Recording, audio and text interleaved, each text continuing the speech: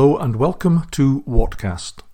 My name is Roger Watson, and these podcasts are dedicated to readings of various articles that I've had published in newspapers and magazines.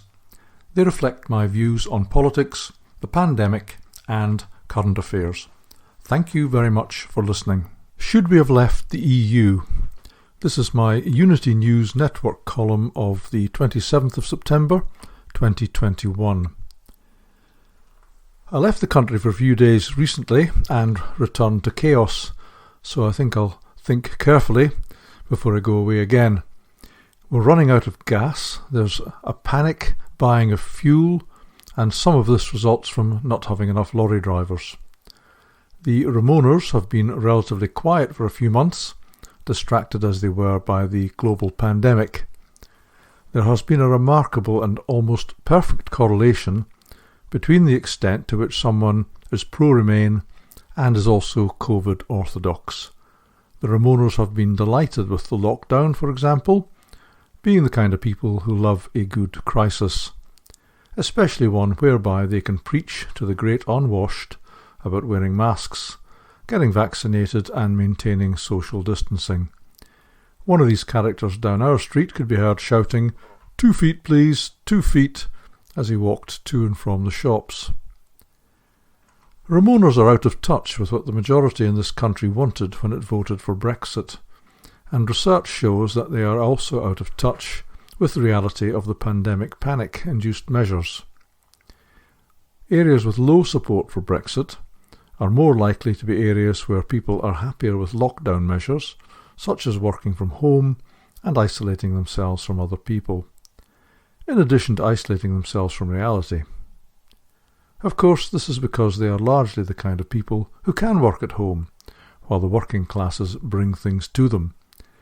And they will have access to broadband, Wi-Fi, and the kinds of computers and platforms whereby they can keep in contact with their children who are probably living abroad.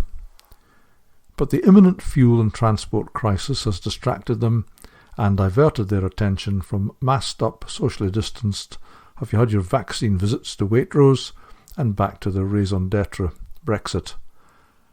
True to their love of a good crisis, the Remoaners are blaming Brexit for the current crisis, for stopping the supply of low-skilled workers to our country, and for the increased red tape for lorry drivers crossing the Channel.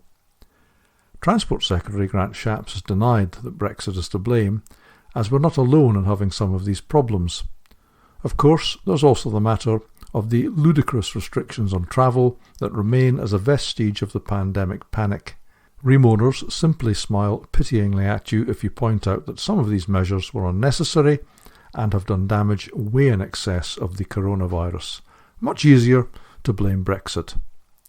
As someone who was ardently pro-Brexit, I'm willing to admit that there may be a post-Brexit effect on our ability to keep the supply chains moving and the gas and fuel flowing, but I'm also sure that if such an effect is genuine, then it's been prolonged and exacerbated by COVID measures.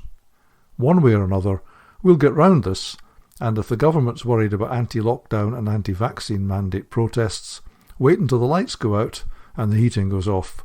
What better way to keep warm than a mass rally and march along Whitehall? If Brexit has led to a shortage of the type of workers we need to keep the supply chains moving, and HGV driving is far from low-skilled, then this is a perfect illustration of why we had to leave the EU and should have left it much earlier.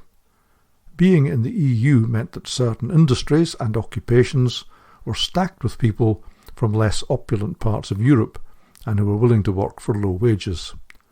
Being citizens of global Europe, we neglected to train enough of our own people, by which I have a working definition for people born here, paying taxes here, and spending most of their money here, and became utterly dependent on migrant labour.